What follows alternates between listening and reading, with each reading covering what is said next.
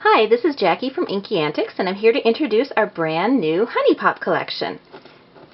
It consists of 7 different clear stamp sets, along with 6 different colors of honeycomb paper pads. And these are designed to be used together to create a card that starts out flat, like any regular card, but opens up to reveal a 3-dimensional surprise inside.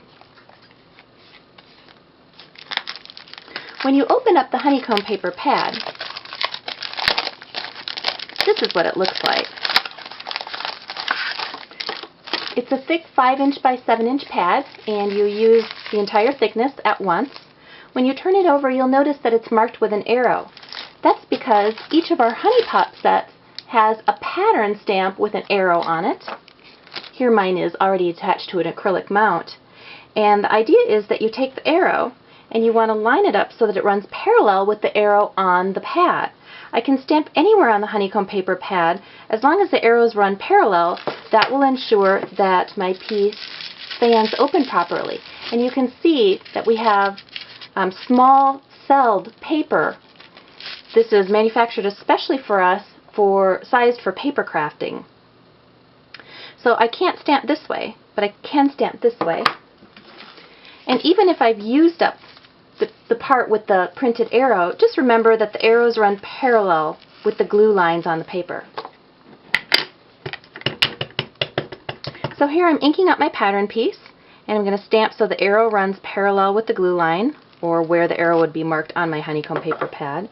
I'm using a black pad right now because it's easy to see for the video, but at home I'd probably use a Versamark when making a card, because then it creates a tone-on-tone, and that way if I don't cut just inside the lines, I won't have any dark ink spots showing in my finished honeycomb piece.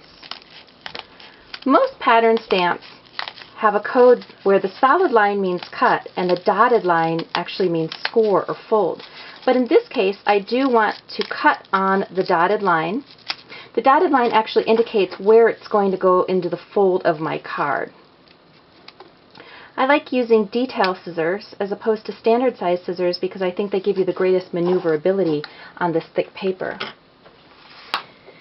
Usually, with an A2 size card, you would score at the 4 1/4 inch mark. But since this piece is so thick, I'm actually going to score a channel or a spine into my paper.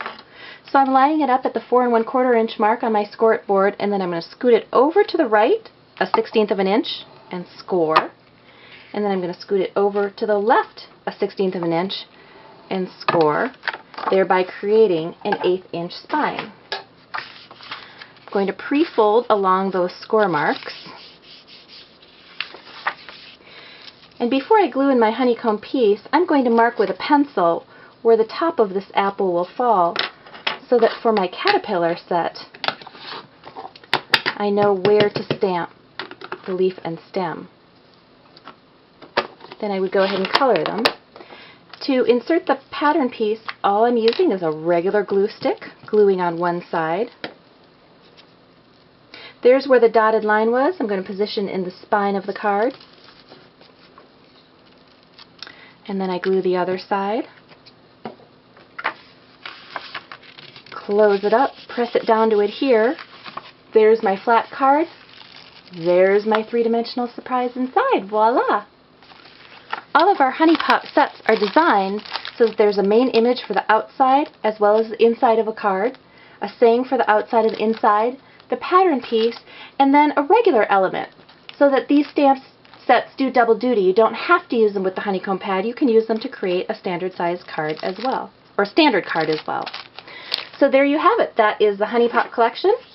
Thanks so much for watching. Can't wait to see what you think about our new collection.